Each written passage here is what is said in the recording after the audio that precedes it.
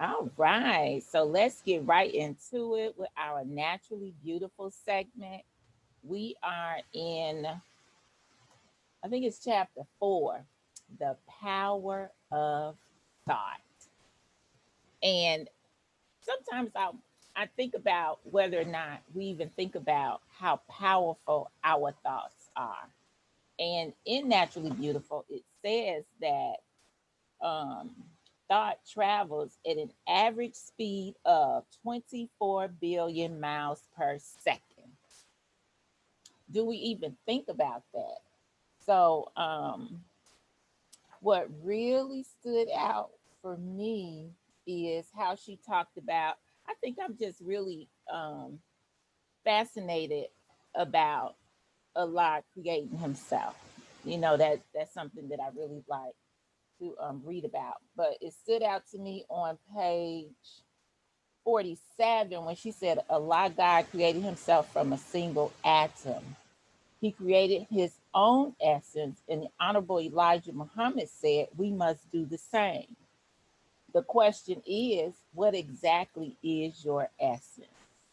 Do we think about what our essence is? And we were created from the essence of Allah. So what I mean, so that's just something that I think about. What is the essence of Allah, and then I think about love when I think about His essence. That we take on that essence um, from Him.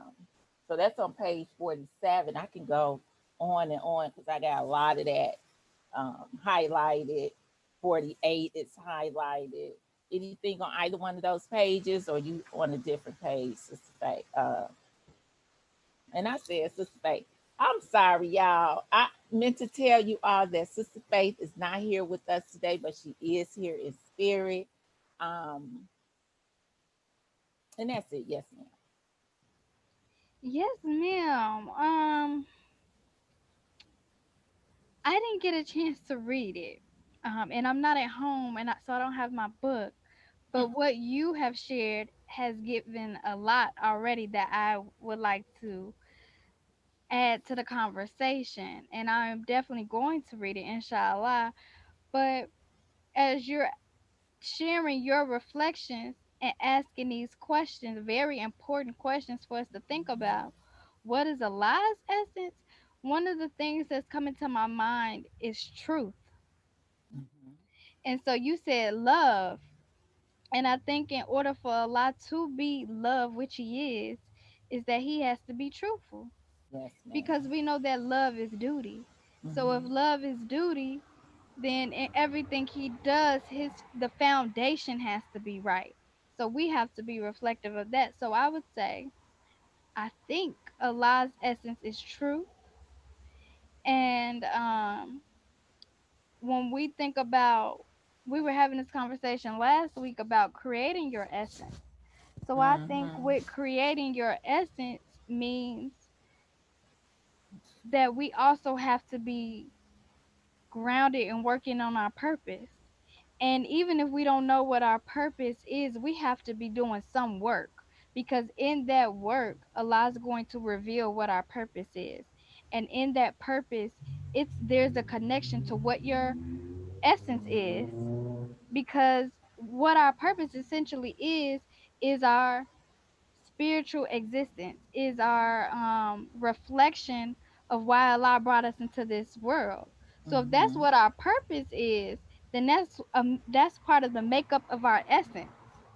So when I think about us being women, our nature is supposed to be, we're supposed to be nurturers. So with me being a doula, yes, I'm already a nurturer, but there's also a nurturing side that I'm tapping into to be able to connect with mothers, to be able to connect with women. So I think that the create your own essence has to do with living in your purpose. Then we will begin to understand what our attributes are from Allah, because the attributes of Allah, we don't necessarily make up all of them. Um, but the ones that we do, it's like you'll be able to see that in your purpose. That's some things that come into my mind. And that is so beautiful and on point because I was actually going over Allah's attributes this morning on my way to work because the minister said um, that there are levels of degrees.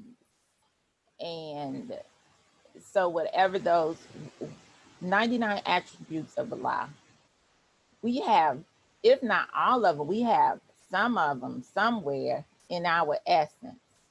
And I think that um, we at some, how you develop and grow, then you figure out what those attributes are, and then you work to improve those, to master them.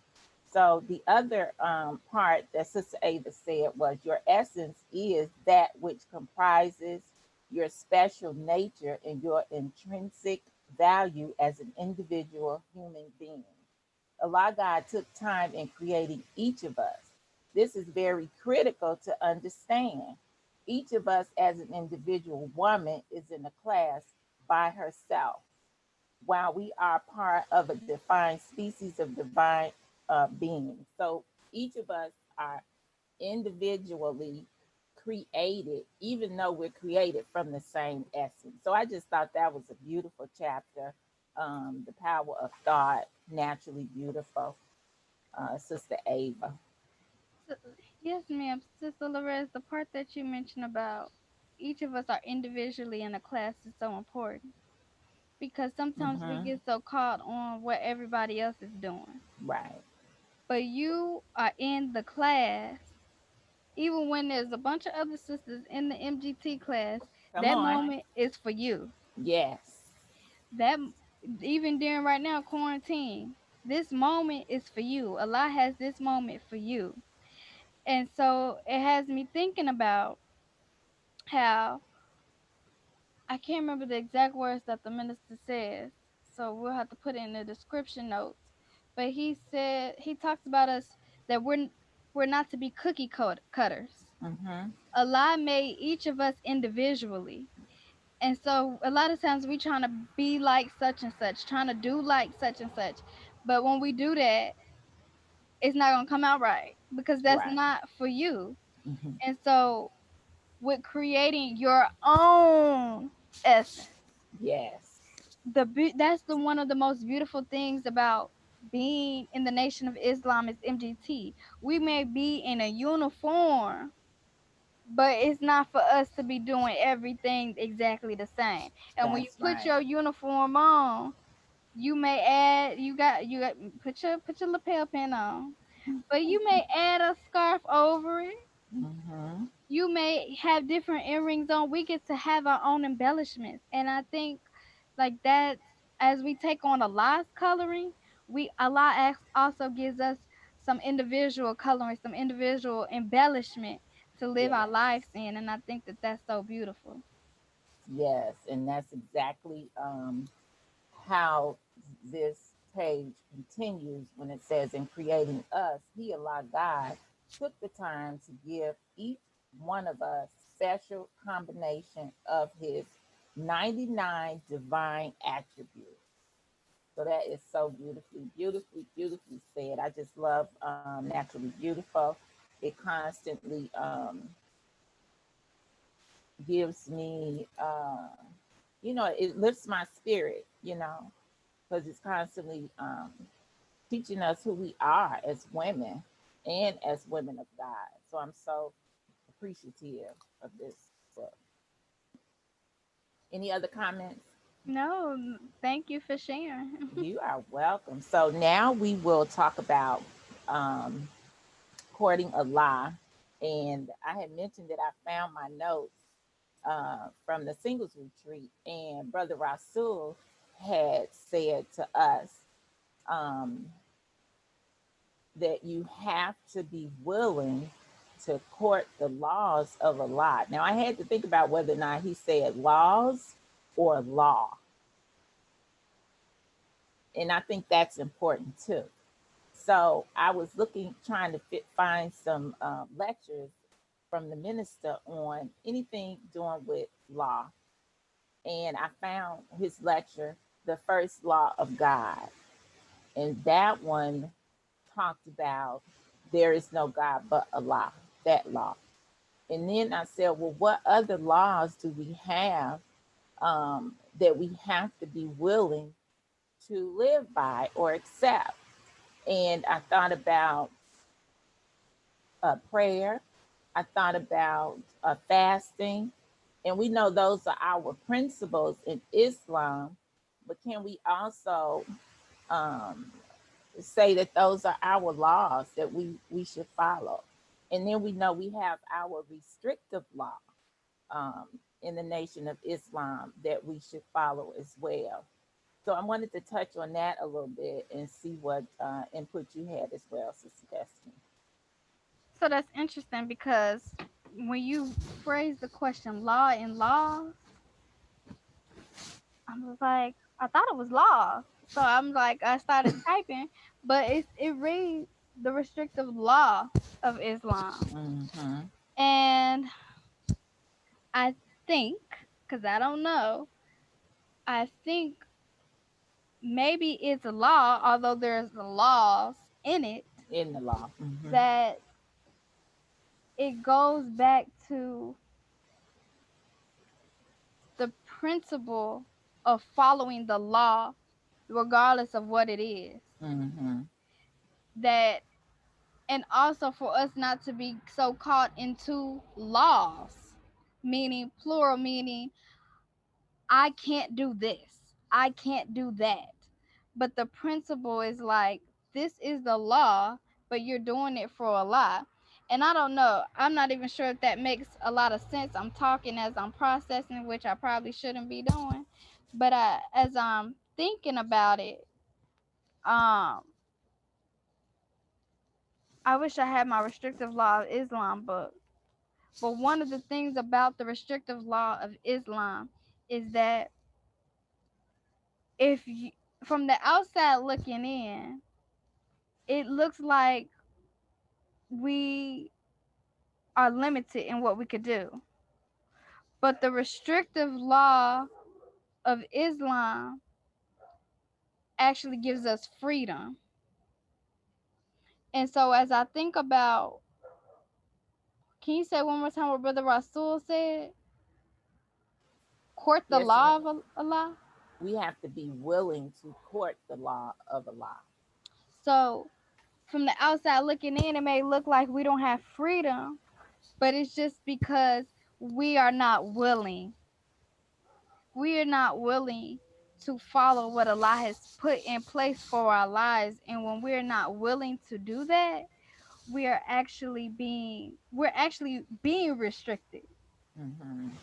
because then we have all of these um we're gonna have struggles regardless, but we are constantly, I don't know the word to use, but basically just nothing in life is going to go right, and we can't see why.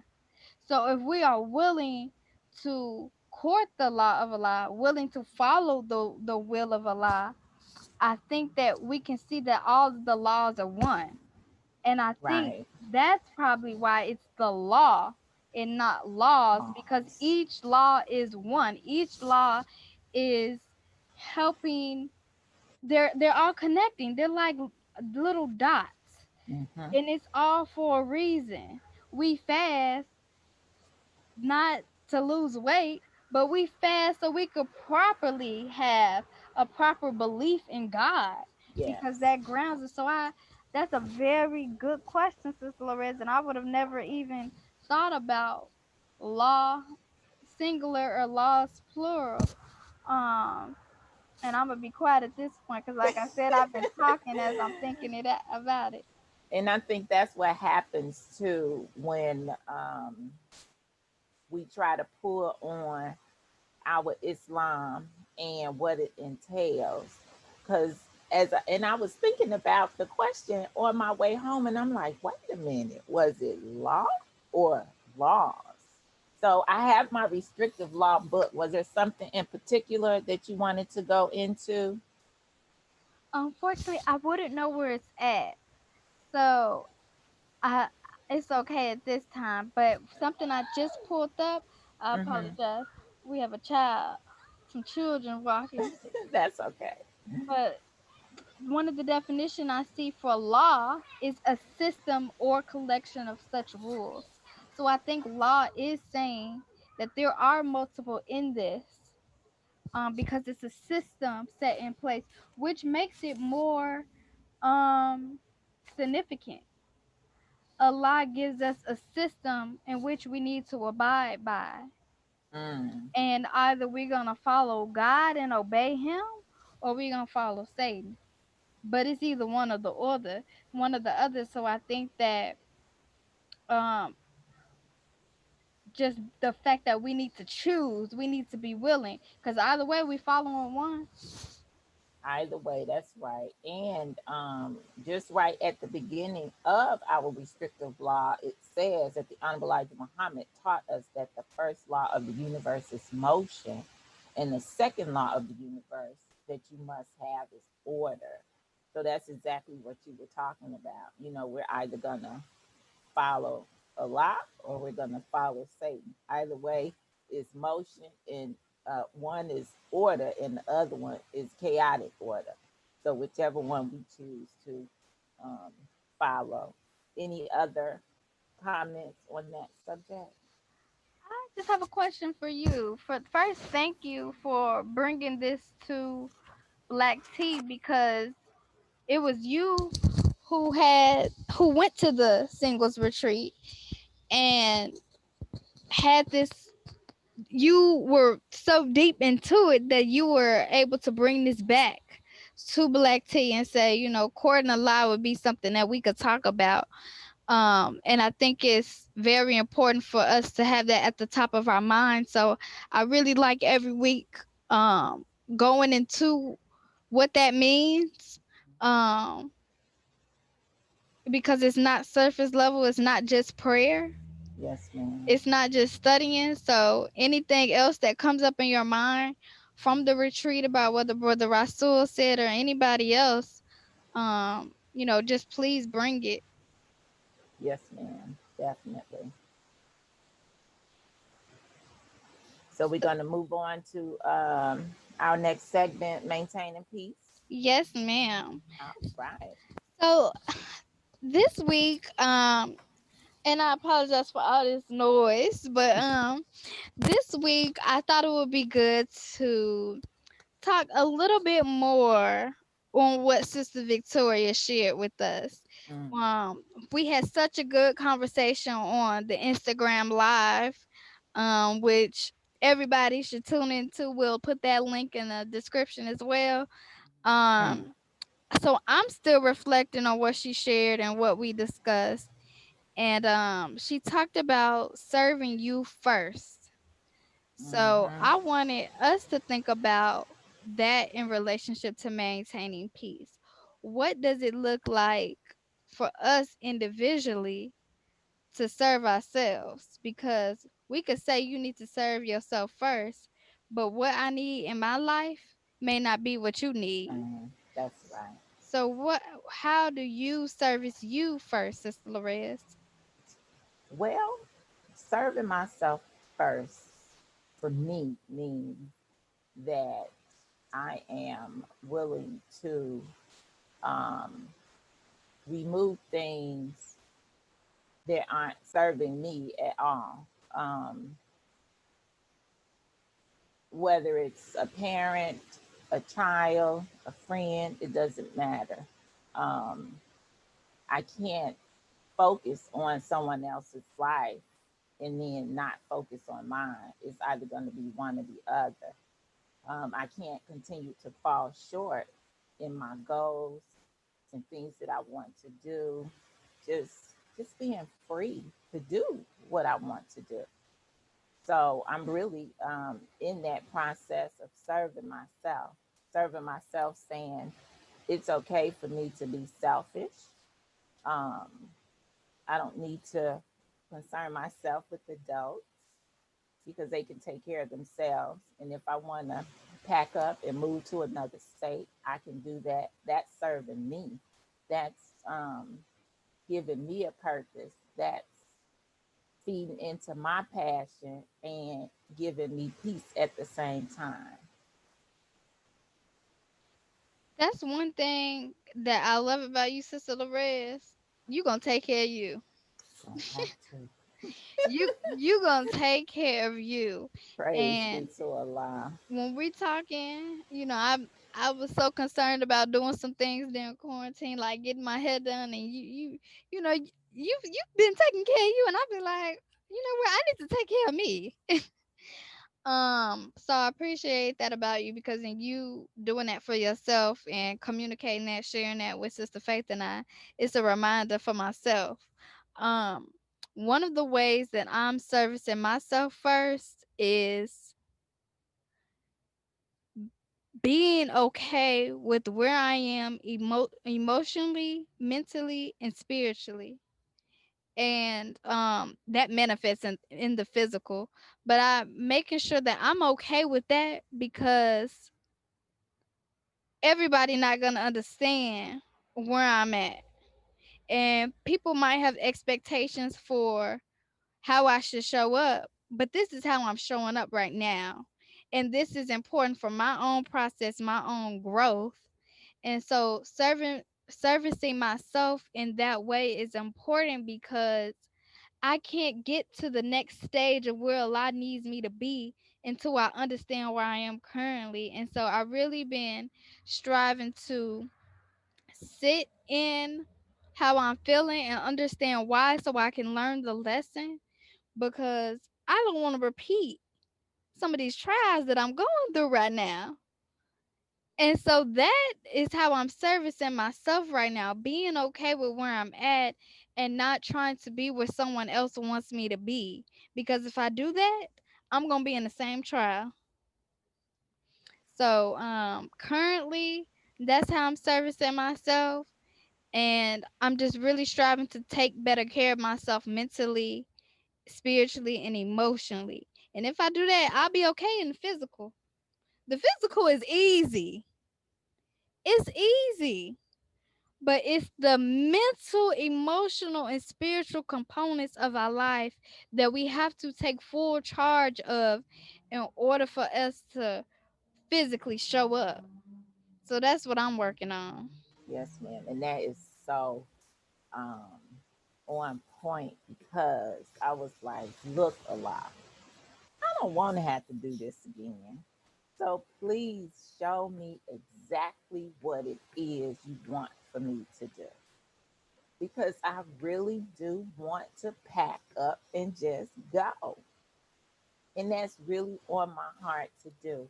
But I want to be able to, I want to be allowed the time to take my time, and process how I'm feeling and not feel guilty about that. If I want to go, I can go. So that is definitely important for us to serve ourselves first. And I actually saw something today that came in the email that probably didn't have anything to do with anything, but when you focus on certain topics or whatever, then it turns into what you were thinking about. And it was finding peace in your passion. And I thought that was beautiful. How do you find peace in your passion? So that's something that I'm going to think about. I wrote that down. Maintaining peace, working on what I'm passionate about, being still, silent, so that I can hear a lot more clearly. Mhm. And then we I'm can, taking note of what you said, finding peace in your passion. yes, that's what it says, finding peace in your passion. And it was about a support group in some kind of community activity, but just the title caught my attention, finding peace in your passion. And then I said, what does that look like for Sister Laura Red? Yes, ma'am. I like that. Mm-hmm. I want to go back to what you said about not being guilty with packing up with leaving. I also think not being guilty, what I was just speaking on, not being guilty with sitting, like you just said. Not being guilty was sitting, taking the time to reflect on how you're feeling and reflect on what a lie is telling you. Yes. Because sometimes we think we know what a lie is telling us, and then we make a move, we go do something, and then be like, "Oh, I didn't get the full message." So, not no Trust matter me, I've been there. no matter how long it takes. Yes, because I think we think when we pray for something and we think we've received it, then we think it's going to show up right then and there. But that process might take 2 years. It might take weeks. So yes, ma'am, absolutely. Then just initially on finding peace in your passion. I think that also goes to what we supposed to be doing in life. A lot of Hmm. times we do the things that other people put on us. We do the things that we think we supposed to be doing because somebody either brought it to us or because we have experience in that.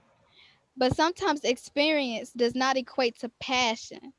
Right, Sometimes experience does not equate to purpose. Just because you have experience in a particular area or are familiar with something does not mean that's where you stay. And so I think the finding peace is so important. Finding peace and doing whatever you're passionate about, even if you don't have all the experience. right. Because whatever you're passionate about, it's going to be easy for you to gain the experience if you just do Hmm. that. So that was just something that came in my mind that I thought I should just put out there. Because so many times we get caught into what we have education on, or it goes back to the experience. But it's just like, just because you have a degree in something, if you see that that's not where your life is putting you, is that's no longer the path for you, why keep trying to work towards that? Forget the degree. You probably only need to go read a book on what you're Right. passionate about, and probably Exactly. just a few chapters of a book, and then you probably can go take off. So that doing for self, because that got to do with doing for self, Yes, ma'am. it's so important. Doing, sometimes we realize doing for self, it will it will bring out some of those, going back to what we was talking about earlier, some of those attributes of a lie in us, because what a lie really wants us to do is already within us. That is true, and it's so beautiful. And like you said, doing for self. Oh, a lot. You that is like so key because you're able to gain access to, like you said, those attributes, and even like you said, a passion, even if it's just something you set up and you do, and you put that over there until later, until you need it. At least that's something that you have that you can use and you can always go to it. And I think I have several of those. Somebody might call me and say, hey, I need, okay, I still do that. I'm still certified in that. So that's key. Doing for self. And we have to be able to be flexible like that. Like how you say you have certifications, but Hmm. maybe you're not actively doing each one. But when it's time to put it in gear, you got it. And Snap I to think it. that is so key. That's what guys do. Yes, ma'am. We Absolutely. get focused on being robotic, doing the same thing every day. That's a European mindset. Right. That is not how God, that's not why he created life. And Mm-mm. that's like literally even creating schedules. We get so locked in on a schedule that we can't even tap into the God within. We can't even hear God telling us what to do today or in the moment. So what you just shared about being able to pick up on something, on whatever certifications you have, and put it back in action because it never left you. That's so key. Yes, Anything else ma'am. on maintaining peace? No, not for now. Yes, ma'am. Um, so so that's really it for our discussion today. Hmm. Cause we are not doing come on sis. But Yes, what I ma'am. will say for come on sis, I encourage everybody who's listening, and I notice we have a 100% woman listener in the audience. There's no men. That's what the stats say. But if there are any men, expose yourself. Let us know. If you're just trying to tap into the way the women think. And so I encourage sisters to do something that you have been hesitant to do. Do something Hmm. that you have been wanting to do. Or maybe it's not doing, maybe it's you learning about something. If Absolutely. you've been wanting to do your own bikini wax, go get the stuff. If Hmm. you've been wanting to I don't know, I can't think of any examples if you got any, Sister Larez, but anything that you have been wanting to do, go do it. We Yes. are quarantined.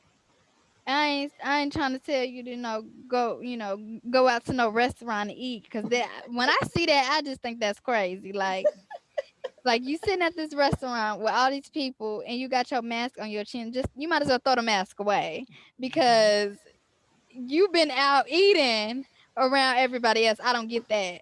But do something that's safe during quarantine to where you can expose your womanhood, expose not expose, but expand your womanhood, expand on you being feminine, expand that feminine energy. So come on, sis. That's what we got for Come you this on, week. sis. You got That's anything else right. for that, Sister Larissa? No, that's it, Sister Destiny. You touched on that very well.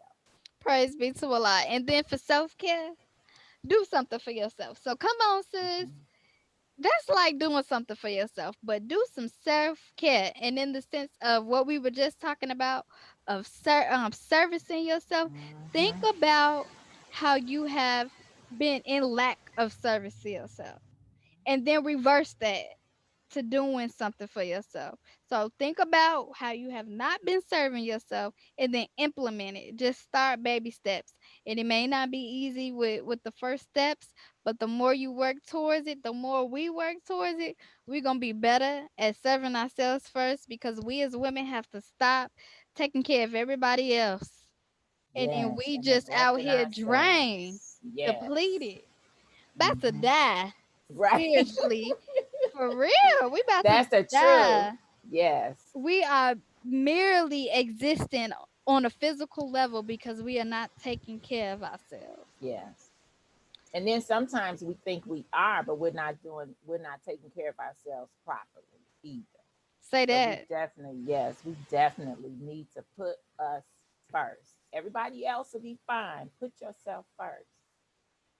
And on the proper point, Sister Larez, sometimes we don't know that we're not taking care of ourselves properly. Hmm. And this is why we need other sisters to we need to be communicating with other sisters on a regular basis. Right. Because when you're around people who know you, who see you at your highest, who see you when you doing so, and then when see you at your lowest, they're gonna call you out and say, okay, Sister Destiny, something ain't right. What's going on? They're able to call it out because you have been showing up. And then when you get drift off, hopefully they start to see it before you completely off. They can call you out on it, and you can then start serving yourself properly, because sometimes we can't see ourselves, and in a sisterhood, a true sisterhood is a mirror for you. That's right. That is so true. So true. Very important. So if there's not anything else, this is your light savory sip from Sister Larez, Sister Destiny, and Sister Faith Sister Faith. Spirit, all up in here. That's right. Because we communicate with her on a daily as well, so she is here with us. All right, that's it, Sister Larez. That's it. That's it. All right. Assalamu alaikum. Walaikum salam.